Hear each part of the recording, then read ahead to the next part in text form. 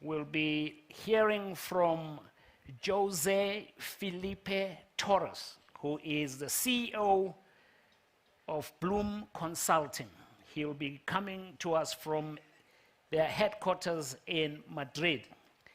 He is going to provide an overview of South Africa's global reputation and highlight key areas of opportunity and risk for the nation brand.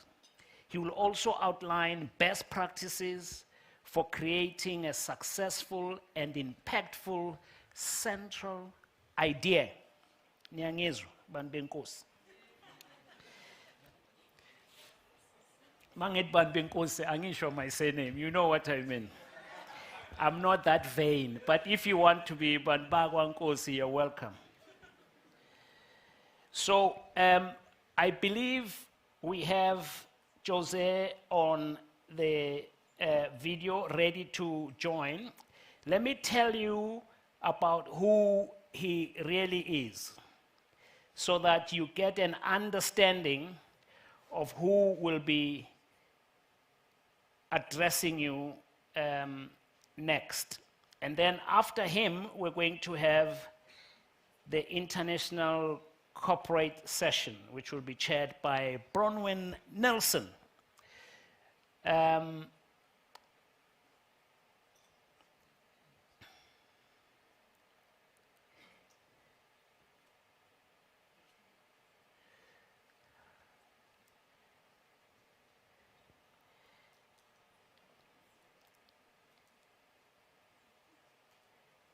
Hey, you can hear a pin drop, it's so nice. It's so quiet. One of the most disciplined audiences I've ever had in a long time. Now, here we go, I found it. His name is Jose Felipe Torres. For the last 21 years, Mr. Torres has been advising countries and cities in the field of strategy and branding, working directly with heads of state, directors of national tourism organizations, and investment promotion agencies. Mr. Torres collaborates directly with OECD and the World Economic Forum in matters of nation building and is a guest speaker in some of the most prestigious universities in the USA and in Europe. The universities such as Harvard and the New York University, London Business School, Stockholm School of Economics, and many others. He's been interviewed by the BBC, The Economist, Forbes, and Sky News. So, ladies and gentlemen, please put your hands together for Jose Felipe Torres. Thank you very much. It's a pleasure to be here. It's a pleasure to know and a pleasure to meet you, Milton. Thank you so much. So I will be presenting a document about the research that we've developed for South Africa to understand how the world sees South Africa. What is the general reputation of South Africa, and how is that reputation affecting positively or negatively more tangible aspects, such as the willingness to attract tourists, investors, or simply public diplomacy and governance.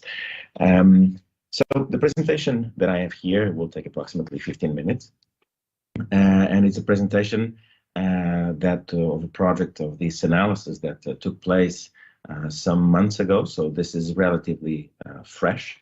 And where we analyze the reputation and the perception of South Africa in 10 markets, 10 target markets across the world, in a multitude of dimensions that I'll talk about in a second. Now, I think it's important to set the scene to discuss and to talk about what nation branding really is. I mean, what is that we're really trying to measure?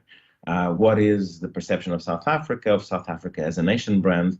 But in order to understand this, we need to address one question, which is, what is nation branding, right? And nation branding is when someone hears a country name, what is that feeling? What is the feeling it generates? What is the emotion it generates every time you hear that country name? So that is nation branding. That is the reputation. And this reputation, this love, this emotion that you have towards the country, or your feeling towards that country, could be positive or negative, affects the willingness of, or affects, or has a tangible value for countries to attract more investment, more tourism, talent, or workforce, and the overall reputation. This perception, we call it like the central idea. So it's the definition of this is the central idea. And this perception is built not because of the things you say, but rather because of the things you do, right? And then you can talk about the things you do, but you have to do them first, right? We call them the actions, activities, and policies. If countries have their actions, activities, and policies aligned with what we call the central idea, this is how you build, and then eventually you will build a perception about the country. Here's a great example from theory to practice that shows this. So the example of New Zealand is one of my favorite cases to illustrate, which is they have the central idea of purity and everything related to sustainability, which today is kind of a given, but when they start doing this, which was a long time ago, but it was not. So all their actions, all their initiatives, all their offer, or all their policies are very much aligned with the sense of purity, in the sense of sustainability, and taking care. So all this, their initiatives, and because of this consistency of behavior, then the world starts covering this, then the news starts covering this, and then of course you can even do marketing about this, but that's something you do last, not least. So hopefully the conversation about what nation branding is important. But there's also a very important aspect that I like to highlight on the presentation here, which is the difference between nation branding and nation marketing, which sometimes is confused, and it's a little bit, this line is not so clear. It's two completely different things, right? Nation branding is about building a perception, as I mentioned. It's about building that emotion, that feeling. Nation marketing, which is the promotion of the country for, attracting tourists, as an example, is about generating demand. They are two different things. Yes, sometimes they work together, but they are different mandates. So, as an example, as I give, for instance, tourism in South Africa is responsible, as an example, for the marketing aspect, to generate demand, to bring in those tourists, to create promotional and marketing initiatives to explore and transmit what the product has to offer to tourists. Brand South Africa would be responsible for the other part, which is generating the perception. There are two different types of things, and you do this in two different types of activities, if you like, or of practices, if you like. On the nation branding, it's about building policies, it's about building initiatives, and on the nation marketing is about the product offer and the promotion. One is about emotion, the other one is about lead generation and transaction. You should not have the same key performance indicators for perception as you have for demand. They're two completely different types of KPIs. Better perception is important because it generates better demand. So the two go hand in hand. The marketing needs a positive perception. So I'll be talking in this presentation predominantly about the aspect of perception, which you build perception of a country through either influence or experience.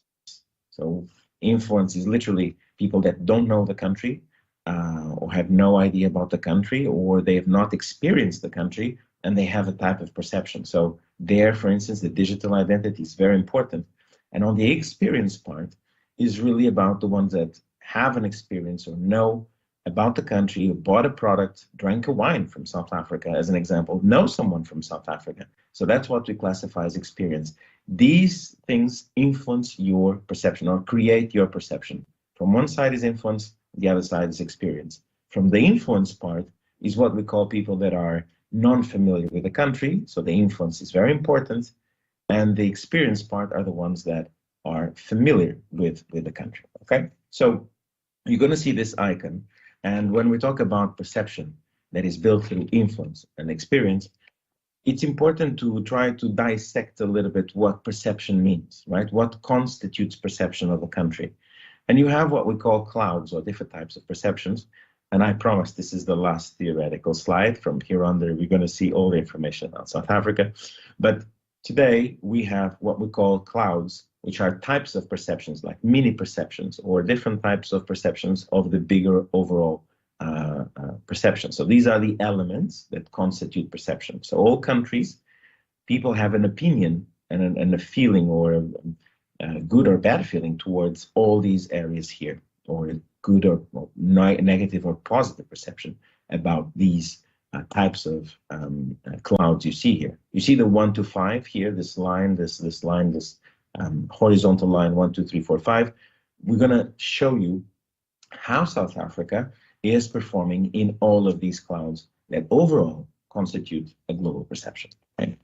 So the areas where South Africa really performs really well are on the clouds of sports, entertainment and art scene, culture, people and history, and space, place and nature. So these 4 areas or clouds are really the ones that the world, and especially the world that does not know South Africa. So again, it's people that are not familiar, people that are being influenced, if you like, by what they read, what they hear. These are the ones that people have a very strong perception towards the country. And so this is fantastic. You have then another type of perception on the other clouds, like products and services, integration, inclusion, the education level, which we call tier 2, and then tier 3, which is the ones where South Africa has the poorest perception, if you like. Okay? So you have the positives and the negatives. What's important to see here is that what you're seeing is people that do not know anything about South Africa, right? Or they're not familiar with South Africa. But when you contrast this with the ones that know about South Africa, that are familiar with South Africa, you see that the perception is way better about the country. So what we call is the reality is way better than the perception in some areas. Nevertheless, I repeat, the very interesting to see is the entertainment and art scene, sports, culture, people, and history, which is fantastic to have this perception of a country about its people, and the space, place, and nature are very much what we call aligned with reality. So the perception is aligned with the reality. There's a small gap between what people think it is and what the reality is. So this is really positive for the brand of South Africa. And overall, when we ask about top of mind, by top of mind, we mean what comes up to your mind whenever we say the word South Africa. You see that the predominant aspect, like 65% of the mentions, are very positive, and it's very much aligned with what we talked about, right? So it's really interesting to see the top of mind and to see that overall, the perception of South Africa has improved. What you see here in the dark purple is when we ask, has your perception of South Africa improved over the last year, right? And you see that 31% of people said it has improved, which is fantastic, and only 3% has worsened. So even the aspects that you say, yes, there's this whole aspect about safety, security, and crime that I don't know the country, but I associate with that, it only contributes to a 3% from a negative overall. 31% is positive. And the 66% you see here is that there was no change in terms of perception. And this positive perception towards the country is affecting positively, as you can see here as the pink, or if you're seeing it on the screen, is going to be probably purple, is the positive. So we ask people, would you like to visit? Would you like to invest? Would you like to live? And you see here that the majority says yes across the board. The majority wins. Why? Why would people either live, invest, work? So what you see here is the opinion of business people. This part here on the top left, the export and investment, the tourists, students below here, and workers. And look at this fantastic result where people are saying that they would like. Yes, the beauty part about tourism is there, but it's there about the culture. It's there about the values of the people, right? Why would you love to work in the country? Because of the people, because of the history, because of the culture. And this is absolutely fantastic to see in a country. because when we see this in other projects, this is not so relevant sometimes. So I gave you an overview about, or let's just say a more granular view or more zoomed in the types of perceptions. But let's look how that type of perception is affecting the global perception that people have about South Africa, and even compare South Africa with some other countries, right? The graphs I'm going to show you now is really about what investors think about South Africa, how they rank South Africa versus other countries, how much investors, how much tourists, and even workforce, and the general reputation overall of the country. So the top line you see here, we call these dimensions, right? Exports, investment, you see that South Africa is there on the third, fourth position. You say, well, but it's in fourth or fifth position. And this is so important. This is why it's so important when a ranking is published, that you see, for instance, oh, I'm in position number 5. Not so fast. Position number 5 is not saying that much. For instance, I highlight here exports, which you are in position number 4 as an example. But here you're practically tied in with the Emirates and with Turkey. So the type of perception that you see here, and the line you see here with the little heart, is what we consider an important line for you, or a benchmark for you, to what we consider to be a very positive perception. But you see that South Africa, for instance, on exports on the top left, it's very much tied in with UAE and Turkey. So it's a strong brand. The same thing even for investment and even for tourism. Again, you see here on 6th, but it's very much tied in with Brazil, UK, UAE, Egypt, even Turkey. It's very, very, very much tied in. The ones that really won in this case is Thailand, right? So TH is Thailand. Now, fascinating to see, and I'm going to talk about this, is the part about the ones that want to relocate and to work in the country. You see students on the bottom left. It's the third one, but it's very tied in with Turkey, and workers. This is all very tied in. Turkey, Brazil, UK, even very much aligned with UK, Thailand, right? The one that stands out is really the UAE. Right? So the conclusion here we want to say is that it has a positive perception. It's very much aligned with its peers. It's a global brand, and to have a very good perception is very important for the economic development for the country. So this graph that you see here, the horizontal line is the perception, right? For people that don't know the country. And the vertical line you see here is the willingness to. So what this graph is showing is that there is a correlation between perception and the willingness to. So the better the perception, the higher the chances of a tourist, in this case is an example of tourism, the higher the chances that the tourist will come. So the brand aspect is not just a beauty contest, but it's something that is very, very important for the economic development of the country.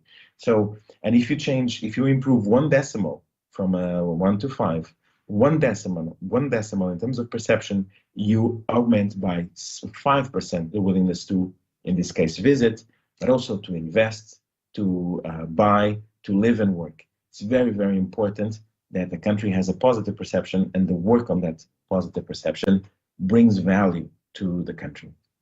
So overall, I'm just going to give you some recommendations for South Africa to look into whenever we look into nation branding. What is our recommendations looking at this data? The first one is keep up the good work. So we see that Brand South Africa has all the work that the country as a whole has been working on. Not only, I think it's going to be just Brand South Africa, but Brand South Africa is the custodian of this, is doing a good job in terms of building a perception in the areas of sports, culture, people and history, entertainment, art scene, and then place, space, and nature. And you can leverage on this. So South Africa has something to say here, and South Africa can leverage on this and bring value to the country. We believe, though, that it's important to develop a central idea of South Africa. I gave some areas where we say the clouds, but it's important that as New Zealand has the purity aspect, what is that central idea for South Africa? And South Africa needs to work on this. And more than having a nice word or a catchy slogan, because this is not a slogan, this is like kind of the backbone of everything. Like if you develop a policy, it's about looking into this and say, how can my policy as a country be aligned with the central idea? If I'm building a campaign, even if you like, if tourism or Invest South Africa is building a strategy, how can I be more aligned with that central idea? So it's important that South Africa builds this central idea. fascinating to see was the appeal and the will from students, especially from students, to come and study in South Africa. So the education system on the clouds may have a not as in the prime line, but to work or to study in the country something that appeals very much students. So there's something special because of the values and also because of the educational system. It's seen as something that it's desirable. And many countries treat this and work on this. So for instance, you have New Zealand, it's governmental institutions that are responsible for also attracting people to study in the country. So it's governmental institutions like Australia or New Zealand that do this. So this is something that South Africa can also explore. The fourth recommendation is to focus on what we call nation branding 2.0. And we say goodbye South Africa 1.0, hello South Africa 2.0. And this is about the digital identity and the digital footprint of South Africa. Why is this important?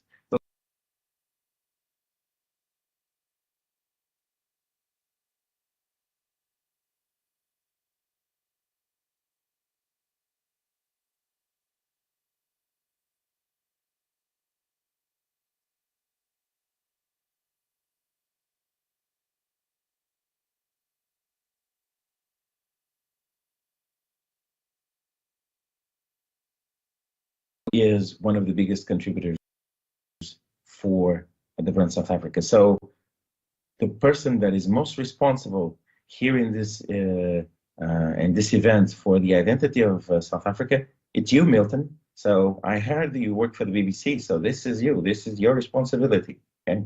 So BBC is one of the most influential sources of content for South Africa and about the brand South Africa. Predominantly, it's 65% is positive, but the covering of these negative parts that you see here affect somehow as well the negative side. So here's work to be done here.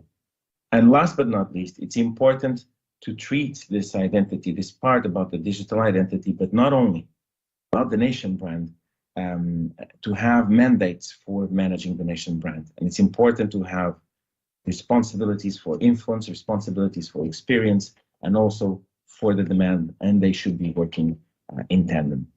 So thank you very much, and I hope you enjoy the presentation.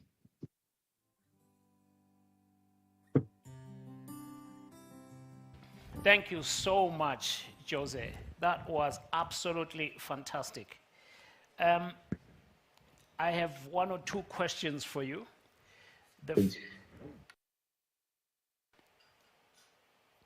Is Jose still on the line? Can you hear me? I am. I can. Okay. Yeah, thank you very much, and for giving me the responsibility of such a big You're the one to blame. You're stature. responsible for everything. Thank you. The question is it about money? Does money matter in these perceptions? Not at all. You don't build the perception because you have money. It's not about the marketing side. It's not about the promotion. It's not because of what you're going to say that is going to be changing the perception of the country. It's about the things you do and how you do them. And then if it's done in a way that is aligned with what we call the central idea, or if it's done in a strategic way, then others will cover this. Then others will talk about this. And you have many examples of other countries that without having the funds, all the funds, they were able to do that. Now, that said, it's important to have the funds, the necessary funds to operate. You need team, you need to have strategies, you need to know how to talk to the press, you need how to work on getting your message across. But that's not the first thing that you have to pay attention to, or the first thing you need to look into whenever you develop a nation brand. Thank you. That was brilliant. The next question, and that's probably our last one, is what about leadership perceptions? You know, we're often very concerned ourselves about what we see in the media. How does that equate with other countries about leadership within government and leadership outside government, not just in business. You pointed out to sport, for instance. We saw how the rugby team did so well for South Africa and many other areas. Music, Amapiano, for instance, which I know you listen to in Spain. And if not, I know you'll be listening to it after this interview.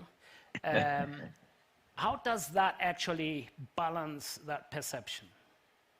Absolutely, it does. It's one of the things, right? So the clouds, as you mentioned, and looking into governance. So when you look into public governance and when you look to how the country is managed, it affects the perception about leadership as well. It should not take a predominant role.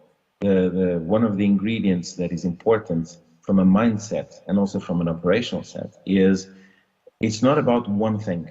It's a distribution of things. It's a constellation of things that make this happen. If you are too focused on one of the things, it can be risky because if there's an issue with a specific leader, or if there's an issue with a specific performance, or it doesn't matter. The other clouds are there to support you. So if you focus only in one thing, it is risky from a management perspective of the nation brand. So answering your question, it's very important, but it's not the only thing as well. Thank you so much. Ladies and gentlemen, please give it up for Jose Felipe Torres. Thank you. Now we move on to our next session, which I know you are looking forward to and ready to sink your teeth in. We are going to have a fantastic discussion here led by the very able and wonderful Bronwyn Nielsen from the Nielsen Network. Nielsen is an executive director to the group in 2012. Her role of executive director involves setting the content agenda for all the companies within ABN Group. This includes CNBC Africa, Forbes Africa, ABN Publishing, ABN Pictures, ABN Digital, and ABN Production, as well as working closely with senior management on all strategic growth opportunities. This CV is fantastic. I'll leave you to Google her for more. Bronwyn, please approach me.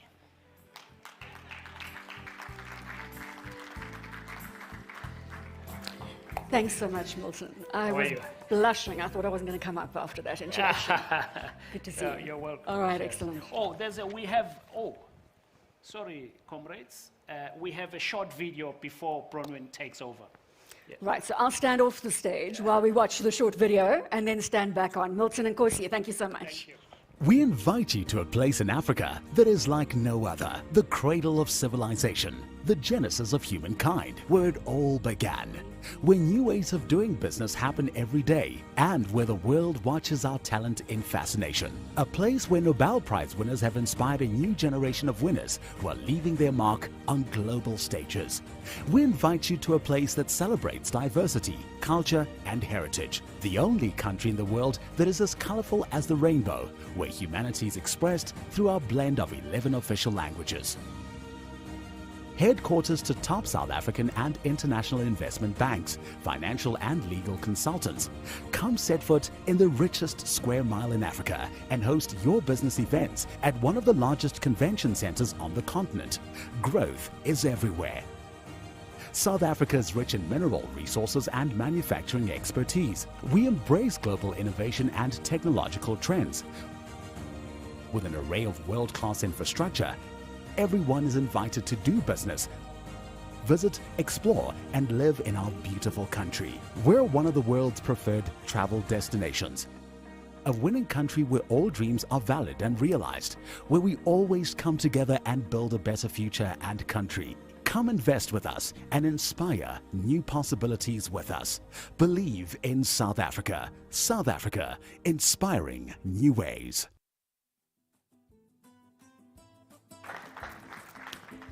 So I've got that feeling you get when you are enthusiastic, when you are feeling encouraged by something. And I think Jose Torres certainly made us proud to be South African. We're going to follow that now with the international panel, and we have a great lineup for you today.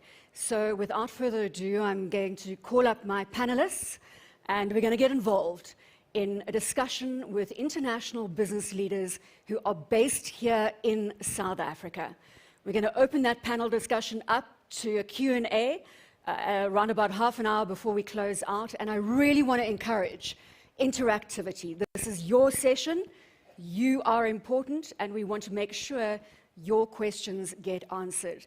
So without further ado, as I said, I'll call up Dr. Alistair Mokoena.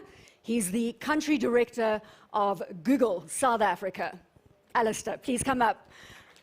Sabine Dal-Omo is the CEO of Siemens, Sub-Saharan South Africa.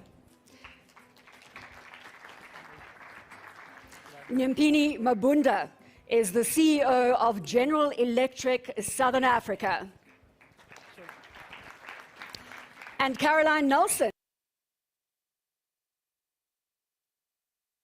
is the CEO of H&M South Africa. So we've got a great collection across industry, and I can't wait to get started on this conversation. How are you? Good to see you. Long time no see. Yeah. We're going to build on that energy that we are feeling. And I'm going to go straight to Alistair, because Google's announcement that you have chosen South Africa to establish your cloud infrastructure to service Africa. Now, this was just a day ago, $2.1 billion addition to South Africa's GDP expected by 2030, the creation of 40,000 jobs by 2030. So let's start there on that positive sentiment and certainly a vote of confidence in South Africa. Alistair. Yeah. Thanks so much, Bronwyn. Hello, everybody. It's wonderful to see you. Hey, Milton. We like to talk about Africa's opportunity, not Africa's potential.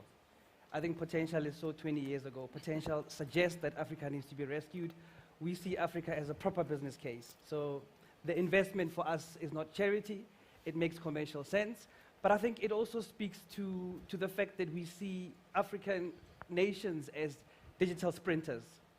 Digital sprinters are nations that have realized that to leapfrog their counterparts, to accelerate their growth and development, to uplift lives and livelihoods, they need digital technology.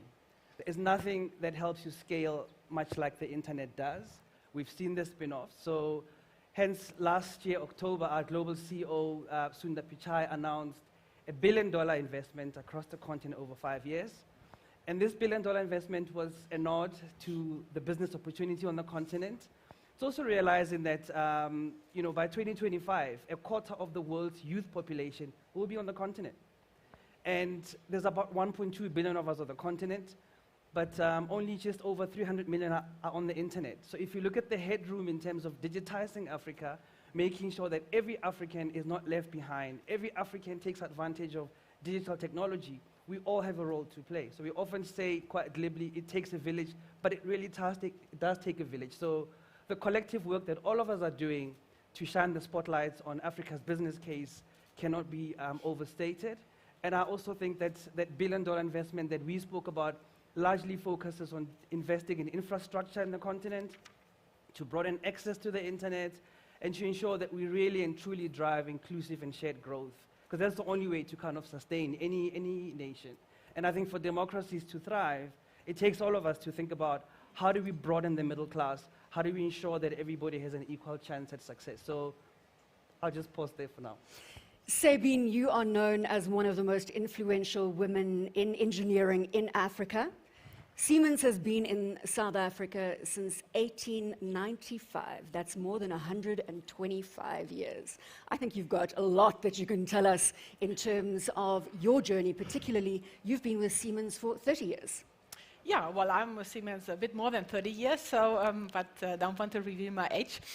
Yeah, so look, I mean, South Africa is, in the Siemens terms, one of the most important countries which we serve. We were the first country our founder entered into after he founded the business in Germany. And as you can see from what Bronwyn said, we have been here through many years. We went through many crises. And what means we have always stuck around because South Africa, for that matter, but also the continent, is for us business. And we have always seen business. Otherwise, we would not have been for such a long time on the continent. What we as Siemens, we have as a technology company and an integrated technology company, we are very much active in infrastructure, in industry application, transport, healthcare. And for us, what is very important is to see companies like Google coming onto the African continent. Because what we see is, and specifically during the last 2.5 years while we were in several lockdowns and cut off from each other on the globe, we have seen that digital technologies also have fostered their development on the African continent, like in a speed we haven't seen ever before. And so by having companies like Google coming onto the continent, we see that Africa can participate in the digital reformation of industries because technologies are now being deployed. And coming back to South Africa, one thing we clearly have welcomed is the award and the licensing of the spectrum, the auctioning around it, because this means 5G in the private space to use Google applications, but also in the industrial space is there, because think about manufacturing of vaccines, yeah? Getting all this data quickly onto the continent, you're only able to do that digitally. So hence, we very positive, and the transition South Africa has done, as well as the continent over the last 2.5 years, is beyond what I personally ever would have expected. Siemens started in South Africa, we heard just a moment ago, in 1895. GE, 1898. Siemens just got 3 years on General Electric. But Nyempini, a huge track record in South Africa. Nyempini himself, I do need to put a plug in here for his book. He is an author extraordinaire, and Take Charge is fast becoming one of the top business books in South Africa. So I think we give you a round of applause for that. Thank you very much. Again, let's go back to General Electric. And interestingly here, General Electric was the first international Africa was chosen as that destination for the first international office. Absolutely. Thank you very much, Bronwyn, and good afternoon, everybody. It's great to be here, and it's really great that South Africa holds the record as the first international market for GE globally. We celebrated this year 130 years of GE's existence, and just over 126 of those years we've been in Johannesburg. So it's a very special market. We've been part of massive development in the transport sector with our locomotive business over many, many years. With our aviation business, GE is the largest manufacturer of commercial jet engines in the world. And of course, with our energy business across the power sector as well as the renewable sector. And the last sector of that is our healthcare business. So wherever you go, whether in the private sector or in the public sector, we have a very large installed base of GE equipment. So really, why we exist as a business is to help make the world better, is to help build a better world, is to really help make the world work. That's our purpose. And you make the world work through healthy people, through ease and affordable transportation, and through energy. Help make the world better is to help build a better world, is to really help make the world work. That's our purpose. And you make the world work through healthy people, through ease and affordable transportation, and through energy provision. So we're very, very proud track records, and we're looking forward into the future, really, because I think what South Africa needs is investment. What South Africa needs is stimulation of growth. And growth has been proven over and over the world that it's stimulated by infrastructure. What we're seeing today in the energy sector, it's a challenge, but it's a challenge that as partners, we want to help solve. We want to stabilize the energy of this country, but we also want to also transition it into renewable space, because that's very important for the future of this country. It's very important to attract investment because it lowers the cost of doing business. We also see lots of opportunities, obviously, from an Africa continental free trade zone, that South Africa becomes that hub to get into the continent. So South Africa needs to get its house in order, and we are here to partner. And lastly, we see lots of opportunities in really driving down the cost of healthcare and improving access. So the government is talking about universal care through NHI. We're supportive of aspects of that, and we said, how do we partner to really make this great nation even better going forward? Caroline, you put us on the global stage from a fashion perspective when H&M opened their first store in October in 2015 in Cape Town.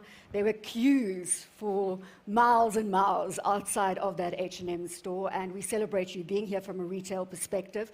Caroline is also trailblazing in the sustainability, the fashion sustainability industry, and that goes very well with the segue from Nyampini, who was talking about renewable energy. We're now talking about the circular economy and the importance in the fashion industry. Give us a sense of H&M and your experience to this point with your positioning in South Africa. Yeah, absolutely. I think it's been quite a journey since we got here. We're definitely the youngest when you think of a brand present here on the continent and in South Africa. And yeah, it's been a really great journey for us. And when it comes to that point around sustainability and the circular economy, I think for us, that's kind of the biggest step that will help us to continue to grow and help local retailers, not just us, to also be able to grow their footprint and to create more jobs within South Africa, especially from a production point of view, a manufacturing point of view, because you know, there's a great amount of energy and initiative being put behind the manufacturing in South Africa, but if we don't do it the way we need to do it 10 years from now, then we're just going to be repeating what other countries are doing, and we're not really in a position to compete with some of the countries like China on a global scale when it comes to that. So when it comes to sustainability, that's where we can really, really start to grow South Africa in a much better way when it comes to job creation around retail from the full spectrum, not just selling in store, from all angles. So from that point of view, and what we're doing as an organization, if you take a look when in terms of the technology and companies that have invested a lot in terms of tech in sustainability, that is where our strength is. And that's where we see a big opportunity to help to support and educate the retail production industry here in South Africa to be able to get better, get faster, get quicker, but do it in the way that we need to do it for the future. And that's where the investment needs to come. There's been a lot of great moves from the government with the Textile Master Plan, for example, to be able to create jobs and to have more local production. But if we do it the way it was done in the 80s or 90s, we'll never ever be able to get to where we need to be. So we need to invest from a tech point of view in how to make fashion of the future if we want to be able to continue to grow in South Africa from that point of view. The next question, and I'm going to jump around in terms of the order of panels, so don't anticipate that I'm going to go 1, 2, 3, 4 again.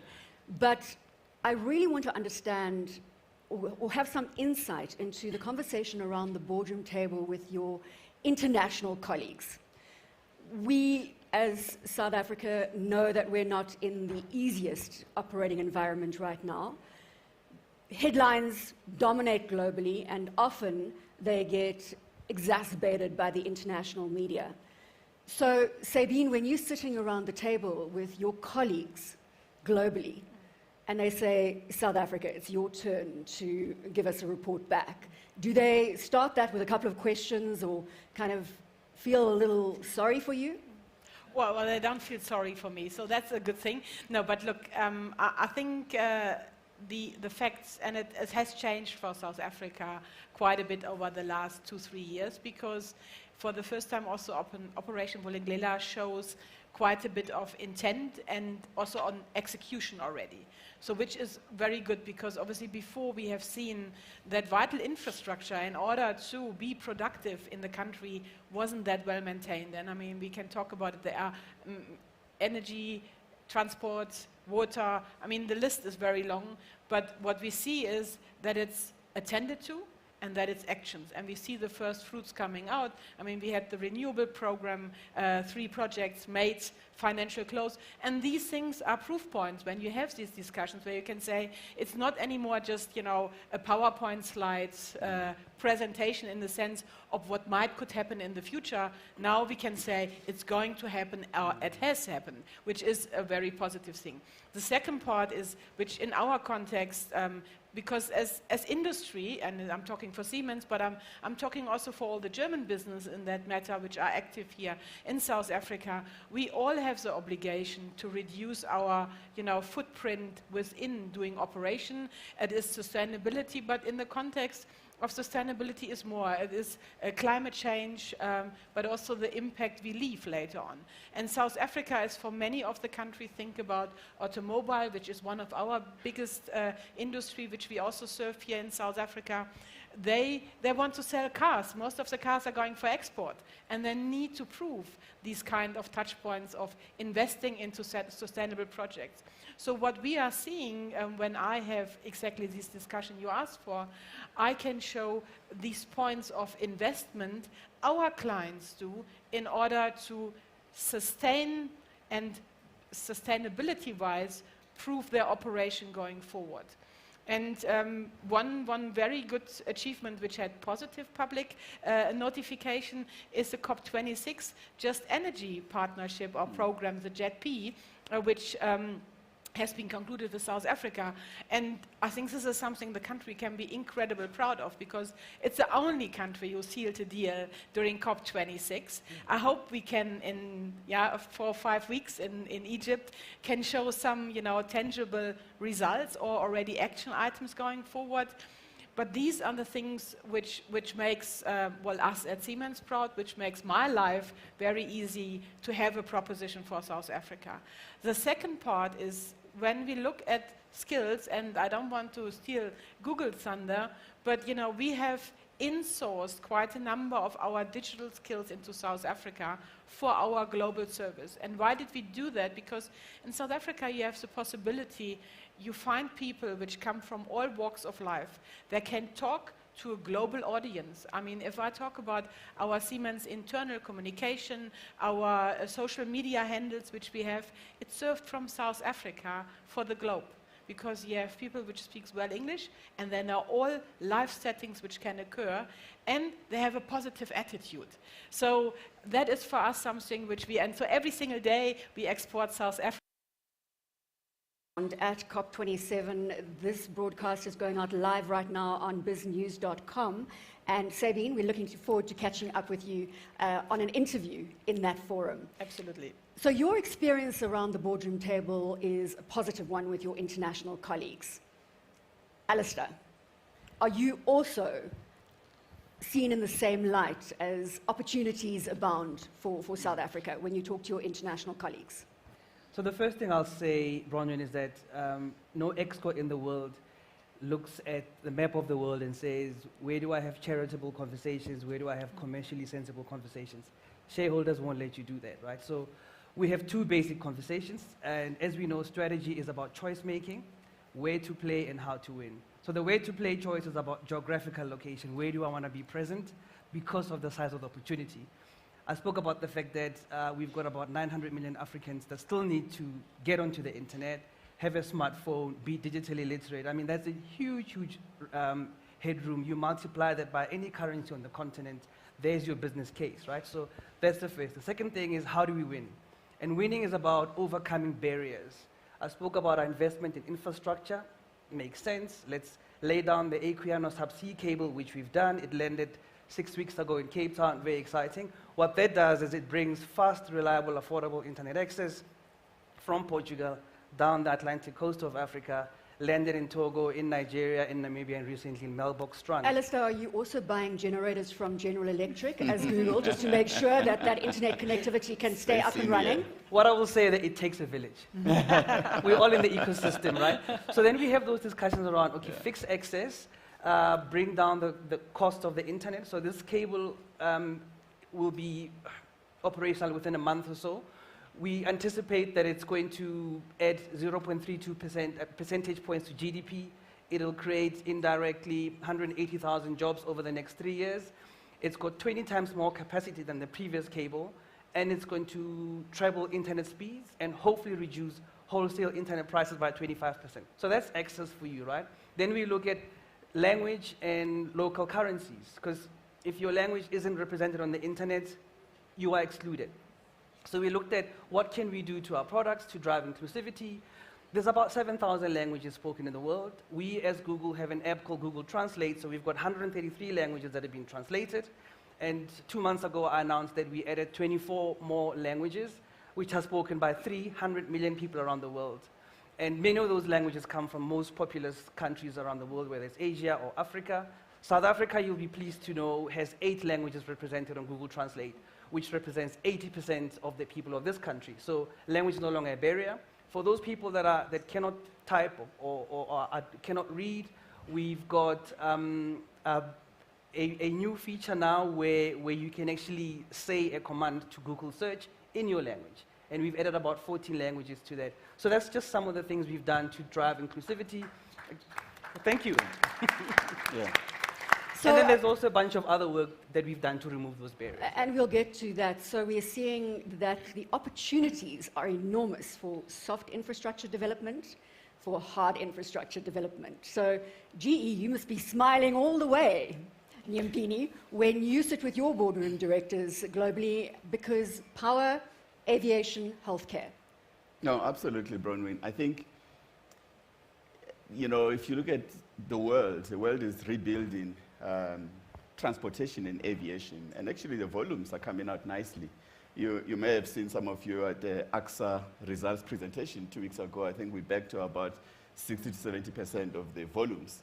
But the world is even ahead of that at about 90%. So there's good momentum in terms of capacity there. Healthcare, obviously, all of us got a shock with COVID.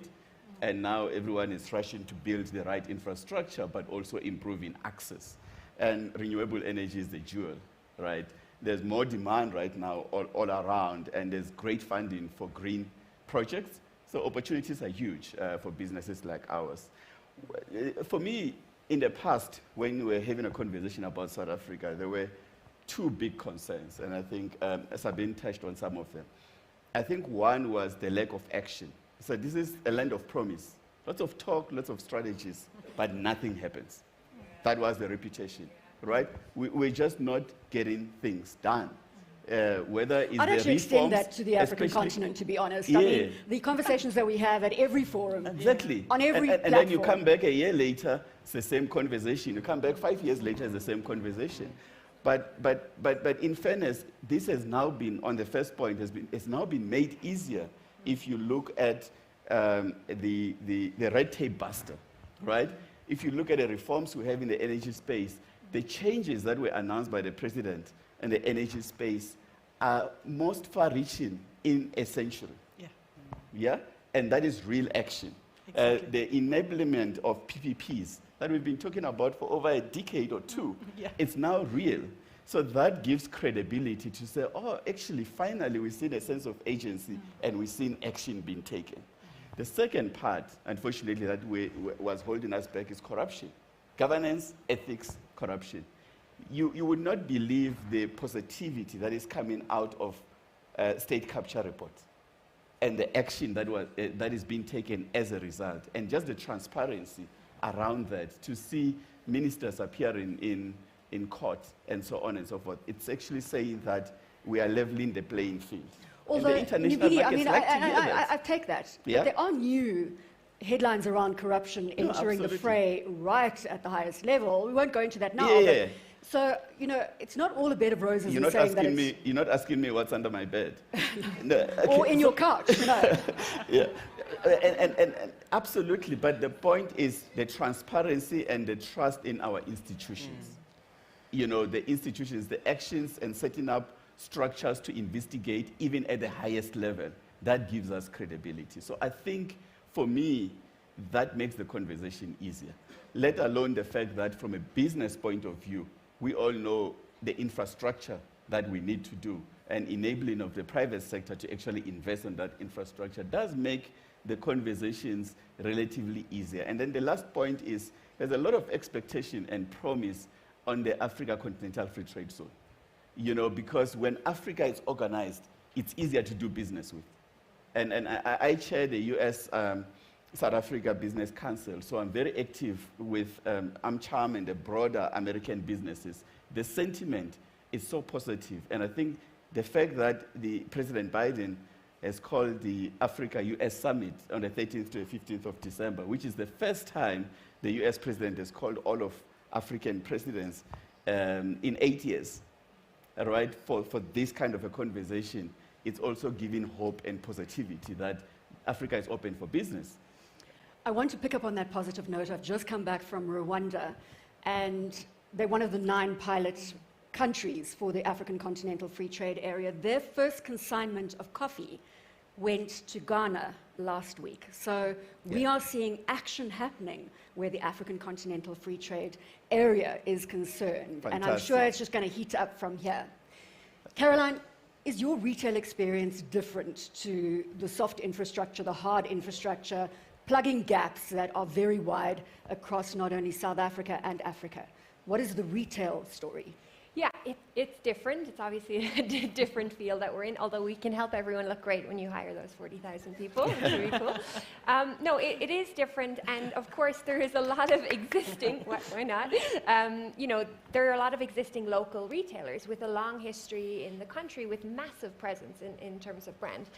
So to enter into this market is actually, it's quite difficult from a brand point of view to build your brand and to start to really connect with locals as to who you are. And so you know, there are things that make it challenging as a retailer to come into this country, for sure. Your cost of goods is extremely high, and of course it's extremely high so that you produce locally, but at the same time, if you can bring product into the country at a lower cost, then you can create more jobs because you have more potential to grow profitably. So there's things like that are a challenge. On the flip side, very linked to the points of everyone else here, the employment force here is so eager and willing. The local networking community to get projects done. I mean, red tape, you know, there's good things about rules and structure in other countries, and then there's good things about having less of them sometimes here, because you can make things happen quite quickly, especially from an innovation point of view. And that's one of the biggest things that I've noticed, that we've been able to take and work with local partners and make things happen really fast. And that's helped us to grow our business quite quickly over the last 2 years, much more than we predicted during the COVID period. So while there are some challenges, on the flip side, there are some really great things happening on the ground that make this a great place to operate. But from a retail landscape, you know, we'll never be in the position with our COGS and with inflation to be able to, you know, open 500 stores like in the US, even though we have a massive population here. But we are in the position to be able to expand in a more strategic way now that we have some history and we know what to do here. And I think the biggest thing in terms of your initial question around local or international partners and how to speak to them is there growth potential here? Absolutely. Can you come in and do it the same way that you do it everywhere else? No, you can't. And that's the nuances of doing the homework and being able to educate our international partners on how to come in the right way and deal with the political landscape and deal with the red tape, but also know how to locally adapt, because that's the part that'll give you growth for the future. So we continue to build on the positive themes that Jose Torres brought into the conversation. That's really great to get real-life examples of those conversations that are happening with your international colleagues.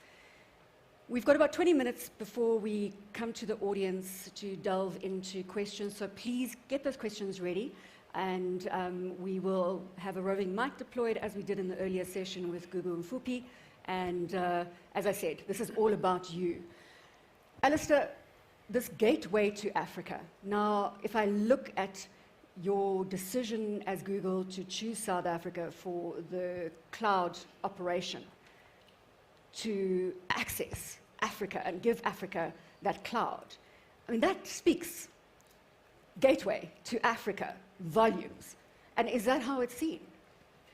I mean, I think, when you run a portfolio of markets, you need to look at the unique features and benefits of each market. And your decisions have to be based on not just sentiment, not just the fact that your head office happens to be in Bryanston, but you need to look at, access to talent, regulatory framework, skills, critical mass of customers, the need, and so on. So, for example, the first ever Google Cloud region is going to be started here, but we're going to have 4 interconnect sites in Cape Town, Johannesburg, Nairobi, and Lagos. That gives you a full-scale cloud presence on the continent. But alongside that, we've also announced, because it's critical that Africans develop products for Africa and export them to the world. We announced the development of a product development center, which will be based in Nairobi. And there we're looking to employ close to about 100 engineers and developers who understand Africa, to develop technology solutions and products for the African continent that the rest of the world can actually benefit from. And who knows what the next investment in Nigeria or in Ghana will be. We've got an AI research center in Accra. So yes, South Africa has a lot of benefits, the size of the economy, the banking system, so many things going for us, but we also have a couple of headwinds which we're well aware of. So so I guess with every investment decisions, we look at a myriad of and some of the reforms we're starting to hear about in the energy sector and so on. This strong partnership between public and private sector, cannot be overstated. Sabine, CEO Sub-Saharan Africa, I'm going to ask you a very similar question, the relevance of South Africa in the Sub-Saharan Africa context. Well, look, I mean, first of all, South Africa, even before, the COVID time, was for us always the main hub. Because in South Africa, you have an established banking system. You have banks like Standard Banks, which deal basically in all the countries where we are active in. And that's for us important, because that means also we can quickly have financial flows between the countries, which is, before the African Continental Free Trade Agreement, or was a challenge, and these are all things which need to be sorted out during the implementation. But also specifically for the resources the skills you are going to attract, the industrialization of the continent really being the hub where you can deploy and test things if they work in an African society. But on the other hand, I mean, you also need to think that our state-owned entities, also, we have them often in a negative mind because the supply is not as we want, but they are still playing on the international base, and they're also playing on an international base for the sake of being financial viable, which is, if you further go north, even more difficult. Lastly, definitely one part which was for us important is the availability of financial talent, like specifically on the accountants environment, and the positioning of South Africa being really a logistic hub, having the infrastructure in the country, moving goods, people, everywhere into the country. That was for us of importance. And that also led to that, during COVID, and now the crisis which was inflicted through the Ukraine-Russian war, all the commodity prices and transport prices went up. So we already have taken one of our manufacturing sites from China to South Africa, because the labor arbitrage is cheaper in South Africa meanwhile. The transport cost from South Africa to the UK, what we manufacture there, is cheaper than from China because of the increase in cost. And I think these are very positive examples which we also need to amplify, because this is not unique to Siemens. Transport costs are valid for everybody doing business. And from a positioning of the country, for me it's important to show these examples, because that also positions South Africa in the right basket of being an attractive position, because even with all the dilemma we still have a working infrastructure. In terms of the African Continental Free Trade Area, we're looking at potentially creating the largest free trade area in the world with a combined GDP of $3.6 trillion. Is South Africa your entry point to AfCFTA? Nyampini? Yes, and for all the reasons that both Alistair and Sabine have said, I do need to say, though, that we shouldn't be complacent because other countries are catching up very fast, particularly Kenya, some development in Ghana, and of course, Rwanda is the poster child of many things that are happening there. And I think on the innovation side, it's quite key, right? And also it's been spoken that, so when I say innovation, including digital skills, fintech, and speed of reforming some of the regulations. But I also think the cost of doing business is something that we need to look at. I mean, we cannot ignore the impact of what the challenges with electricity has had, the impact of what the challenges we've had with our ports are having on the cost of doing business. And lastly, the impact of our transport infrastructure. We all know what's happening on the road and what has happened with rail in particular, both on the consumer side as well, and the passenger side, as well as the goods side. And the aviation volumes and things that's happening with the whole sector. At the same time when your likes of Kenya Airways, Ethiopian, and so on are making Rwanda Air as well? Yeah, exactly. So I don't think we need to take it for granted. Business is business, right? We're not going to choose a hub on sentiment. To Alistair's points, it has to be commercially competitive and viable. And I think we are starting to lose some of the edge, and also on the skill. While South Africa has got a very high unemployment, especially of youth, and Alistair rightly says 25%, 1 in 4 labor will be coming from here, will be coming from Africa. I think we have a mismatch of the skill that we need and the skill that's available. So how we become strategic and invest in that becomes quite critical. As GE, for instance, knowing that we bank on South Africa, we announced a $10 million investment in skill development at high school level for engineers. We call the program Next Engineering.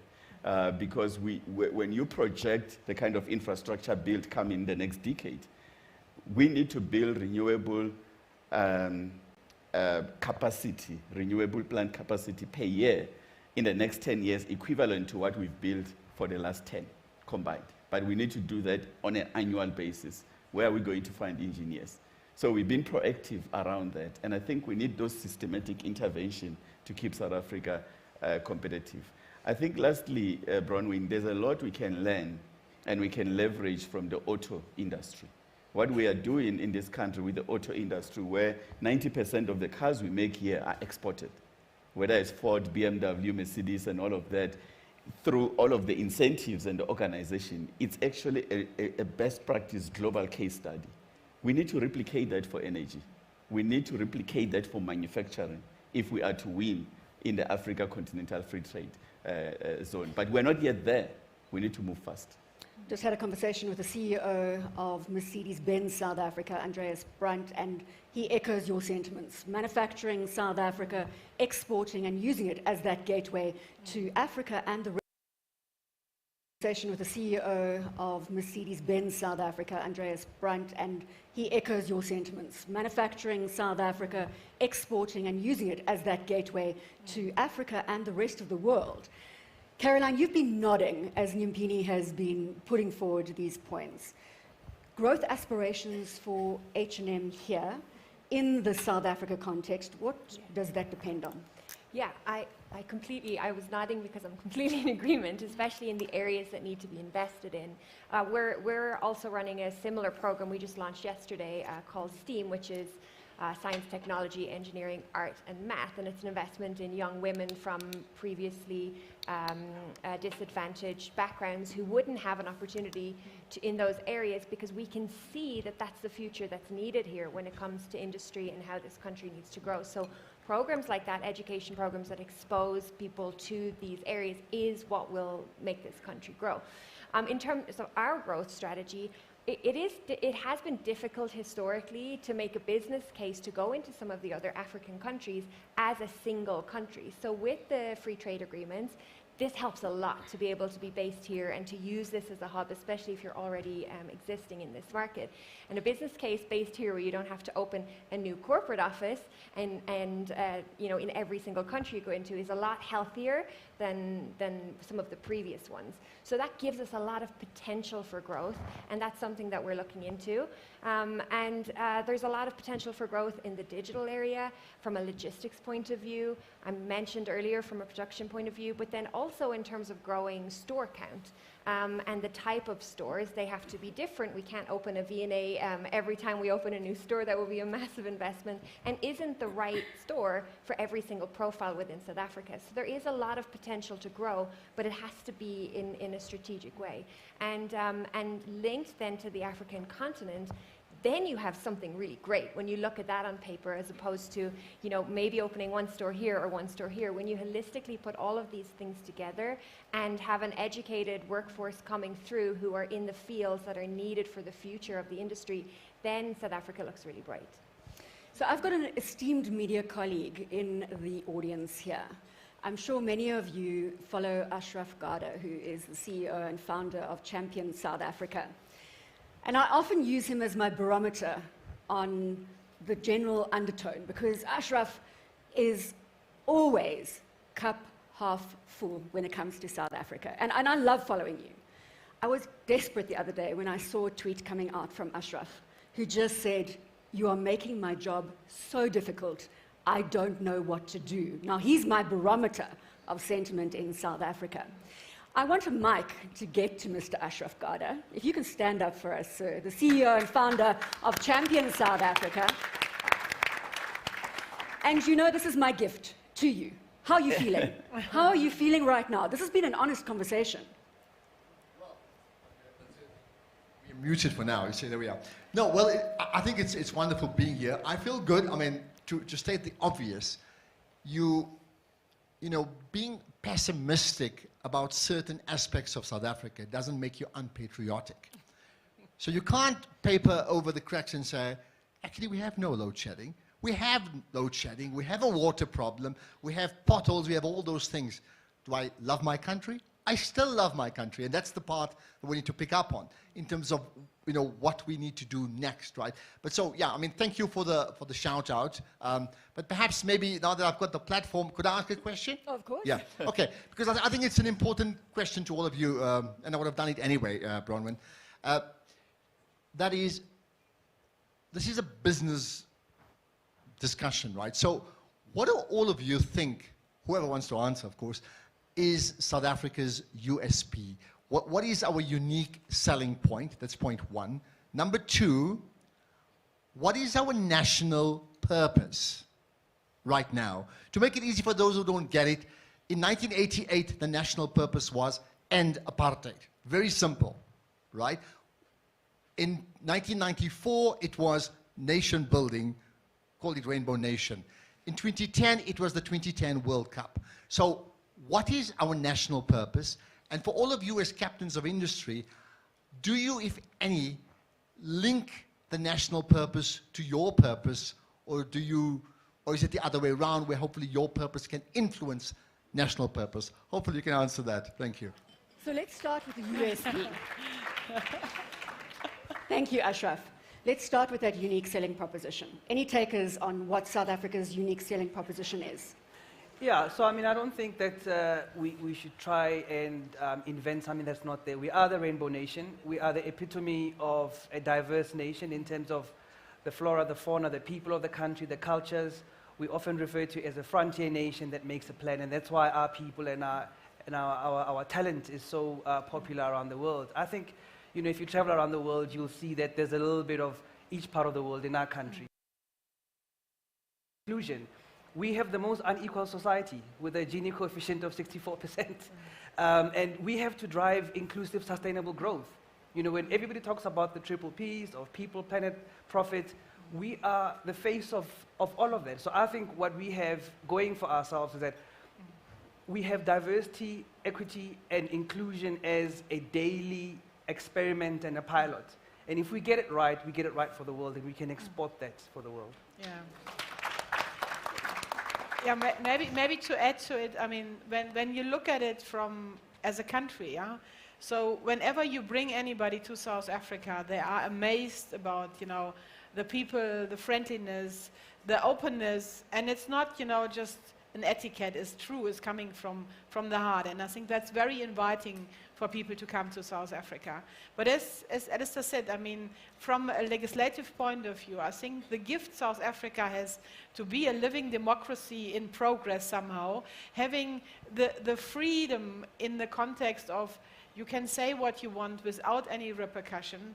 And when, despite that we have such an enormously high unemployment rate, and I do know we have a high crime rate, and for the Germans it was a bit more in the press this week than we normally like. And it's a very sad story, but if you consider in Germany a similar youth unemployment rate, we would have riots in the roads.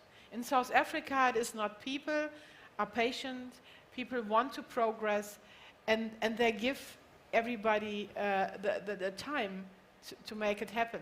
And coming to your point on the purpose, you know, we want to be part of the purpose of South Africa, because South Africa does deserve better, and I don't think you need to have purpose in the context of, you know, these big things like the World Cup, and then thereafter, when the purpose is gone, what comes next? I think we need to have progressive purpose in the context that everybody should have access to the basic infrastructure at any given point in time, not depending on how much money you have, and that everybody has a possibility to participate in the economy. And that's, for me, the purpose, and Siemens wants to be part to solve exactly that challenge. Caroline, do you want to add, or Nimpini? Yeah, sure. Caroline? Sure. I agree with both of the previous points, so I won't repeat. But from my point of view, it's definitely around innovation. I cannot, so I've been with H&M for 16 years now, and I've worked in lots of different countries, but was mostly based in the US. I cannot tell you how innovative the youth in this country are compared to in other countries. And it comes in, like, I legitimately believe this. And some really simple examples, like I was speaking at a sustainability conference a few weeks ago, and at the end of it, there was a line of, like, no joke, like 20 women all waiting to talk to me, and I was like, oh, you know, I was like, let's, you know, I thought everyone wanted to talk about fashion, right? That's usually what you get in that sort of forum. And instead, it was, let me show you the business I've started. Here's what I've done in my community. I'm a chemical engineer and I've started my own beauty company. What do you think of my brand? Can you give me advice on how to position my brand? Can you give me advice on how to lead a team? And you don't see that on a global scale, not to that capacity. So from my point of view, I've been here 2 years now. I have never seen people so innovative to take problems that currently exist and make things better, or to take things they don't have and create them. And for me, that's the biggest thing this country has. So that entrepreneurial, Yes. the USP being the entrepreneurial flair. Yes, that 100%. our Entrepreneurial young spirit. people bring. Yeah. Yeah, Bronwyn, my addition would be, when I look at, I've worked for many multinationals, right? And when I look at the multinationals where they are currently, they're saying that their growth will come from emerging markets. A lot of the emerged markets have matured or are stable. The next frontier of growth will be in the emerging market. And I would argue that there's no better place in the world to train leaders for emerging markets than South Africa, because of its complexity, its two economies, and its diversity. You get it all in one. So this is what our country is about. And many leaders that have worked here have actually gone to run global multinationals, like BMW and VW and SAB, because the complexity and the diversity of South Africa, if you can make it here, you should be able to make it anywhere in the world. Right? So for me, that's the exciting part of that.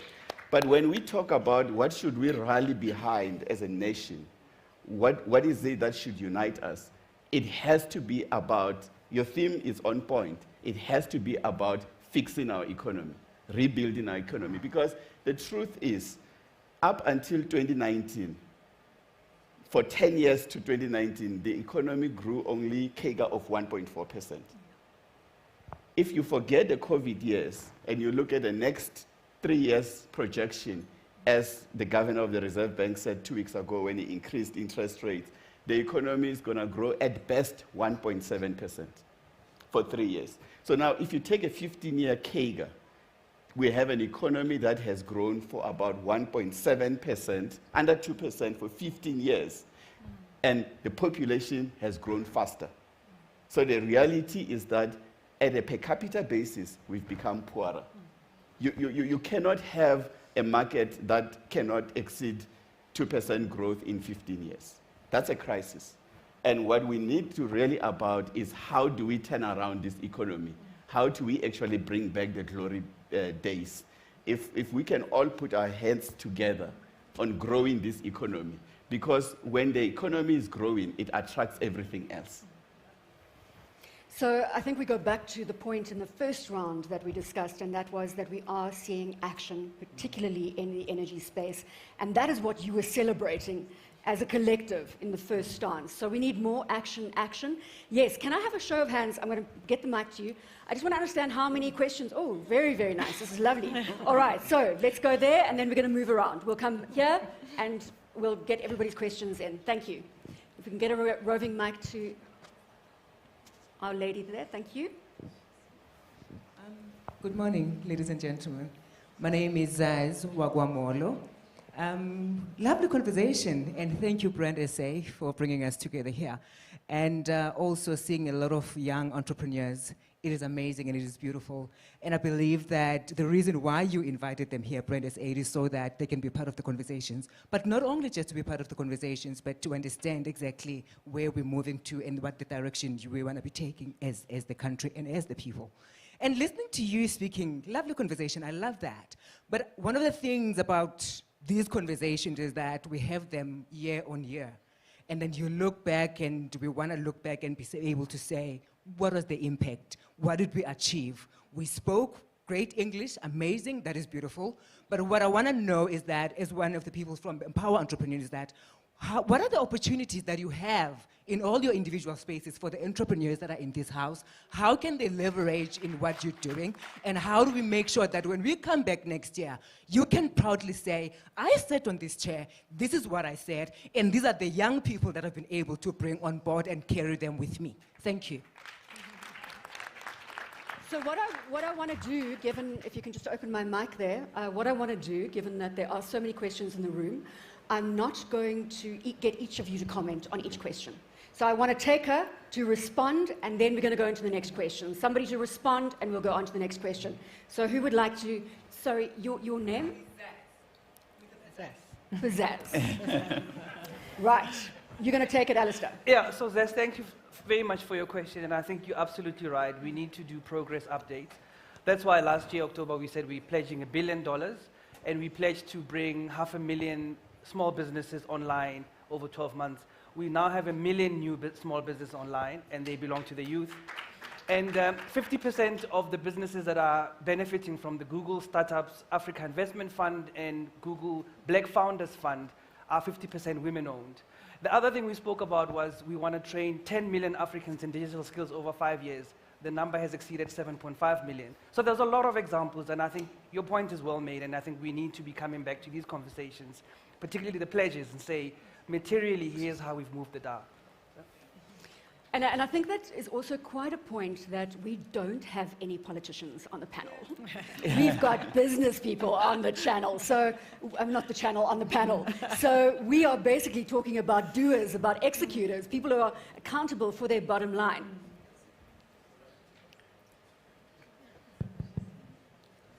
Okay, thank you. My name is George Sibulela. I'm the board member of Brand SA.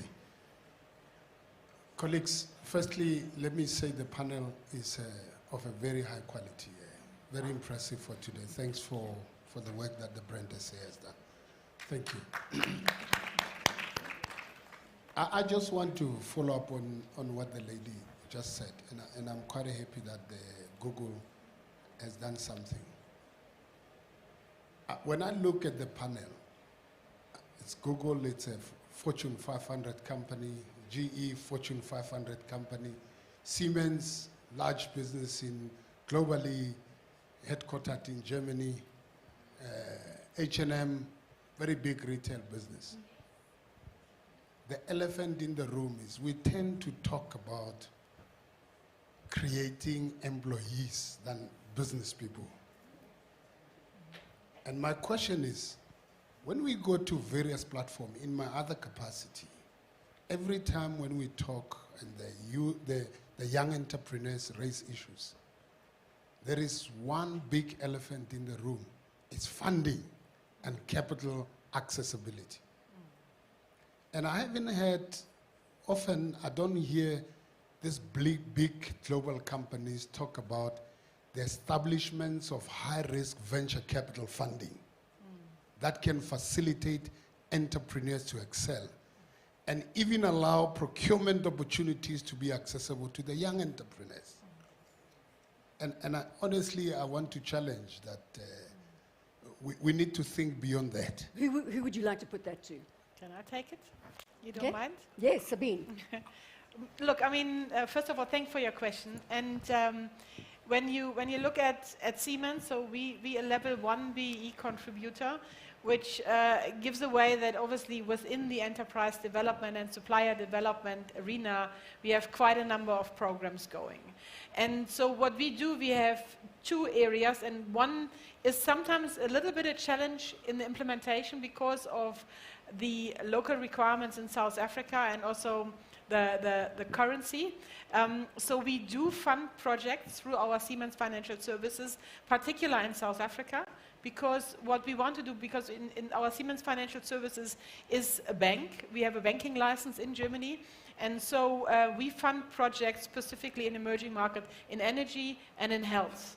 And these are not entrepreneurs like two people getting together. It has to be a little bit bigger, like a smaller healthcare group, which maybe has 2 or 3 shareholders already.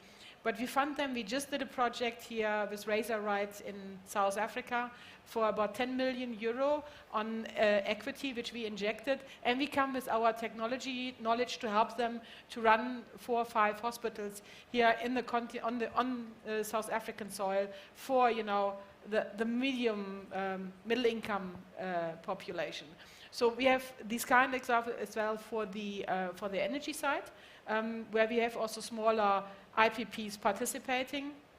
Obviously, when you talk about our technology, it needs to be something what is a bit bigger, because we don't have much which is cheap to buy from us, yeah? And a private person can't really do anything with what Siemens sells. So you need to be somewhere in the infrastructure or service environment. The second part, which we put forward, is dedicated to women development, because you know, we need to give women the opportunity to be active in the economy and not depending on others or other family members to support them. And so we have a dedicated enterprise development program for women, and here now particular for the renewable industries. And why I'm so excited about the renewable part, that we have now a tariff on which you can feed in, because now you can make even smaller projects commercially viable. And so we partner up with them. We have developed through a woman in energy over the last year 2 women companies which are feeding into our supply chain, specifically dedicated to serve the renewable industries in the solar and in the wind industry, namely in the Northern Cape. So I'm very proud of it, and I hope there are some in the room, because they're hard to find and hard to come by. Right, so I'm going to go to that table over there, then I'm going to come back here. So can I get a mic, please, to the lady with the green top? Just giving across the room. I've been raising my hand at the back for quite a long time. And I've been given the mic. My apologies. Just a quick one. Actually, it's a follow-up question. I had that similar question. We've been attending much more of such similar seminars and bringing all of these great multinational heads. And the biggest concern for me is intentional development of young entrepreneurs in the country. I had my brother there speaking about an investment of over $10 million to help fast-track engineers from high school level. So my question is, why can't that money be invested to the current youth which is unemployed? I think a week ago, I attended a program with NEMISA it was based on digital entrepreneurship. So it's so unfortunate that which we were quite few on that program. I was very much concerned because I lead an organization called Africa Young Entrepreneurs in the country. So we are on a mission actually to cover the 52 districts in the country. So that 10 million rand, my brother, will have really done great justice to us. So can I get you to, a quick, we're running out of time. Yes. Your question, and who would you like to direct it to? To everyone. Because I wanted also to ask a question to my lady from H&M. Okay. Okay. And the lady from Siemens also. All right, but these people also are going to tackle the mic. Don't worry, my lady. We have time. We've made this day special because these issues need to be addressed. Right. They need to be addressed. Okay, a quick one for you, my lady from H&M. So, what are the numbers in terms of what to call of those that which are in the fashion industry that you've incorporated into your company that which are supplying you with things that which our consumers in the country are partaking? I think point well made. Can we get H&M to respond, Caroline? Yes. Can you repeat your question, please? Sorry. No, in terms of the numbers yes.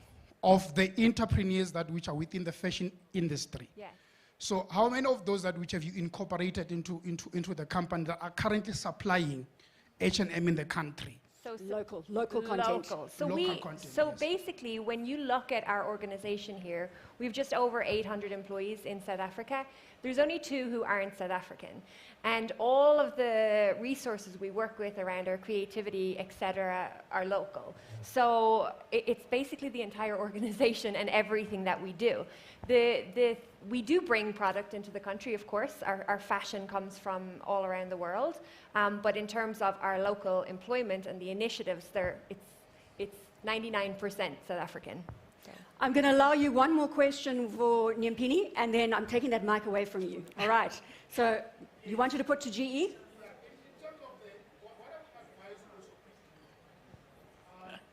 Quick one. In terms of the programs for the entrepreneurs, if possibly opportunities can be made available for independent organizations like ourselves that can come in and assist you to develop programs for entrepreneurs which we feel as entrepreneurs on the ground are the current challenges that which can easily assist entrepreneurs to be integrated into the digital market. I don't know if you've got such plans, also Google and Siemens and stuff like that. If maybe you can address that quickly. Thank you very much. Thank you. If I could get to you next, the lady with the green shirt, please. Yeah, I mean, thank you for that. I think the only thing I'll say, just like Sabine, is GE is proudly level 1 BEE as well. And to get there, as you know, most of your points and your activity comes from procurement, preferential procurement, enterprise development. We have very vibrant, strong programs that we've had to implement to get there. 3 years ago, we were level 4, and we actually were intentional about supporting SMEs and driving skill development. And that's what got us from level 4 to level 1 in 1 year, and we've since maintained that. So, of course, we always want to hear ideas and innovative ideas, and if you've got some, please do engage, but we work with a big portion of enterprises and small enterprises. And I would say that, as the Africa Development Bank have said, the energy requirement in this country and infrastructure to get to net zero will require us to invest $250 billion. And with all of that infrastructure are services. There's huge opportunities for services businesses and small businesses and local skill in services. So get yourself ready for those opportunities because we need all hands on deck. Right, so I just want to check with our organizers. Tebe, I have got a very clear time's up on my screen here. We had said we're a little flexible. Are you going to give me a little more time? Sharp. Right, thank you. Good day, everyone. My name is Patricia Kunjanitalana. It's funny enough that today I thought I was just going to learn because I usually do the talking, but here I am finally I'm going to be talking. And I have specific questions to Caroline because I'm in the hair, beauty, and fashion industry, to be specific. So I'm going to be very specific and precise with you, Caroline. Do you, as H&M, incubate local fashion designers? And the second question is going to be, I know H&M is an international brand. Do you somehow assist with exporting? Because according to my knowledge, exporting contribute to the economy of our own country more than importing. Do you maybe assist with that, or do you have such programs? Because I believe as fashion designers, we are fighting for a very small piece of pie in South Africa. And you are a very big elephant, he said it. Yes. Thank you so much. Yeah, thank you so much for the questions. So to your first question, yes, we do incorporate local designers, and we do it on a strategic basis. So we've kind of taken a few different approaches. So we started in 2019 with Mansu, and with that collection, which was designed and then some of it was produced here locally, that sold on a global scale, and that was really successful for us. Then last year, we had Namel, who were local to Joburg entrepreneurial couple, and they came in and designed a home collection for us, which was amazing. And what we wanted to do with them was give them a platform to sell their brand, because they had the skill, they needed brand presence, and behind them we were able to put an amazing campaign and work with them and then sell their products in our stores. And their success story out of that was phenomenal, and they were such a good fit from a brand point of view. And then this year we collaborated with Yay Abe, where we did a local print collaboration, where Russell did local prints, and we printed them on one of our existing collections, and then that sold throughout South Africa, and it was super successful and very well received, and again gave him a brand presence to help to grow his name and his brand. So there's different approaches to how we do it, and our ambition is to continue working with these smaller capsules locally with local designers, and because there's so much interest, and a lot of entrepreneurs want to keep their brand and what they've designed and created, and to give them a platform to be able to do that and sell it on a global and a bigger stage is often more beneficial than just making their garments and selling it in our stores everywhere. So that's been kind of that niche that we've been able to find a lot of success with, and we're going to continue that program within South Africa because it's something that's very important to us. So that's to answer your first question. You? Right, so I just want to check on this side of the room. I make sure that we aren't ignoring you. Is there anybody with a hand up? Let's go to this side of the room, we'll go to the middle of the room, and we'll go to the back of the room again. So it's your time, yes. Thank you. My name is Christo, and my question just goes to Eliesta. I think the earlier discussion was on sustainability. I don't know if you're in the room. I hope you were here just to listen. You mentioned commercial and charity interests, and I think that makes sense for me to make a big business case. But I know that Google has been trying to put up your infrastructure offices in Cape Town, and there's been some resistance there in terms of the Khoi, people there. I know it's in court. I'm not sure where it is, And for me, it's a mixed message, in terms of what you're saying, because you're saying, okay, fine, you are all about growth and trajectory, but yes, there's also the element of the environment, It's like more like indicating right and turning left. So I want you to check what is your position on that, because yes, we all want the growth, but yes, there's a whole issue of environmentalists, activists, and not just with Google also, but I mean, we've seen it with the Shell, where they come in and they want to bring all this growth that we anticipate, but yet, there's issues of environment, and the communities are ignored on that, and they end up issues, in court. So I want to pick up your position on that. Yeah, thank you very much for your question. I think your question is a case of mistaken identity. The company Amazon. in question is Amazon, Yeah. not Google. Yeah. All right, let's pass to the next question here. Thank you very much. I think I'm not going to be long because I think the questions are more deserving to the entrepreneurs. My name is Tony Nkadimeng. I'm from South African Tourism, former Siemens, and I'm glad that Sabine, you've highlighted the stuff that you are doing. But I think for me, the question or the more comment that I would like to make is, especially you enablers, of the economy as business.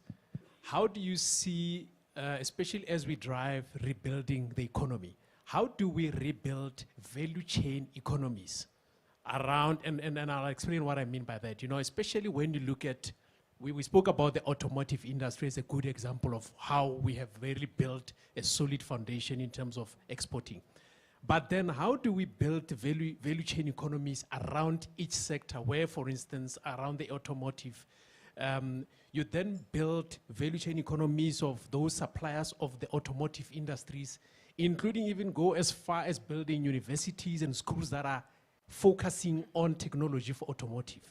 It could be, you know, replicated in the agricultural sector. It could be replicated in another sectors where we then build communities, because then we don't rely on one sector of the economy where people then can get employment, but how do we build entrepreneurs and get the communities to really work? Thank you very much. Who would you like to put that question to? It's to anybody, I mean. Okay, yeah. who would like to take it? I take it.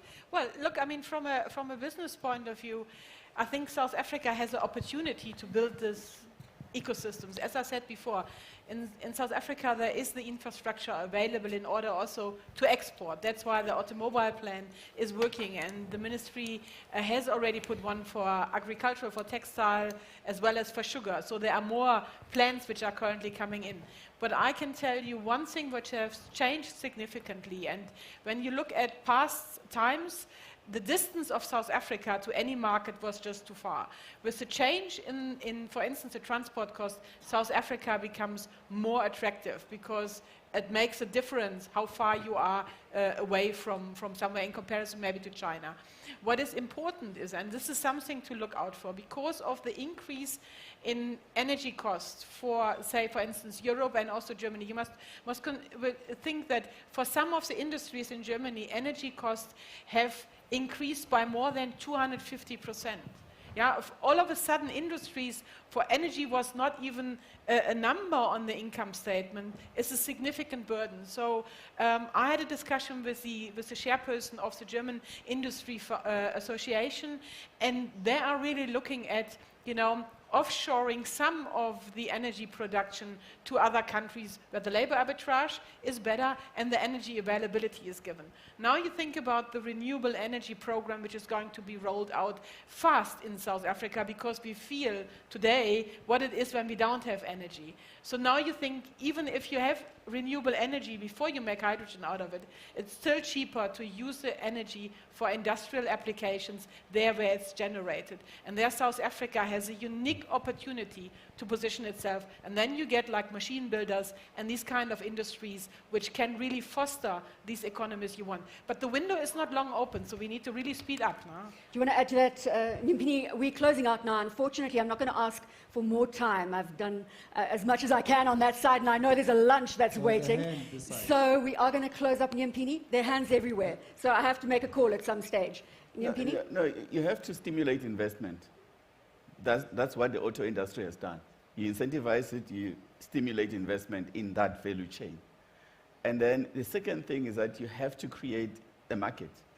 South Africa, it's not big enough, right? So Africa Continental Free Trade Zone or exports into the rest of the world gives opportunities. So you need to negotiate. And that's where the Ministry of Trade and Minister Patel and his team have got to negotiate those agreements. Because, you know, if you look at the auto industry, you gave it as an example, the X3 BMW made in Pretoria, only 10% of that is used locally. So who are the off-takers?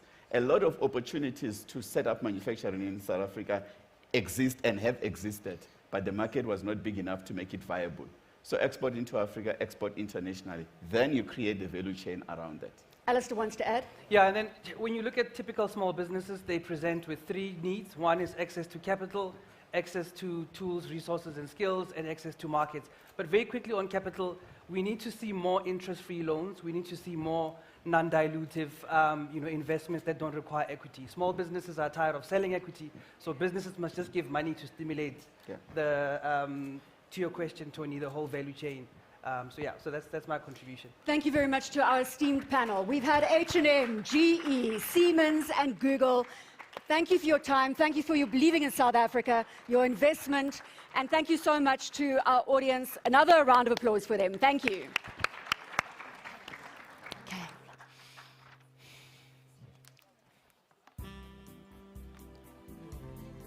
Thank you. Thank you, Bronwyn. Alistair, thank you. Good to see you. It's very good. Lovely to see you. Always good to see you. We must chat. Thank you, bro. Eta, how are you? Are you good? Lovely to see you too. All right. Wunderbar. Thank you. Acton. Thank you. Anytime. Thank you very much. Yeah. Yes. Bronwyn, thank you so much. That was lovely. Yeah. Caroline, thank you so much. Yes. Yeah. I'm coming to H&M. I'm coming to H&M. Right. Oh.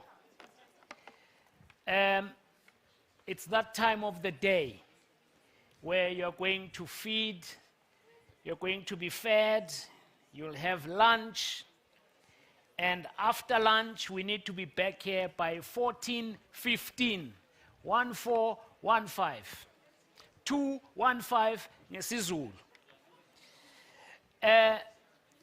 After lunch, we are going to have a fantastic discussion, but it will be preceded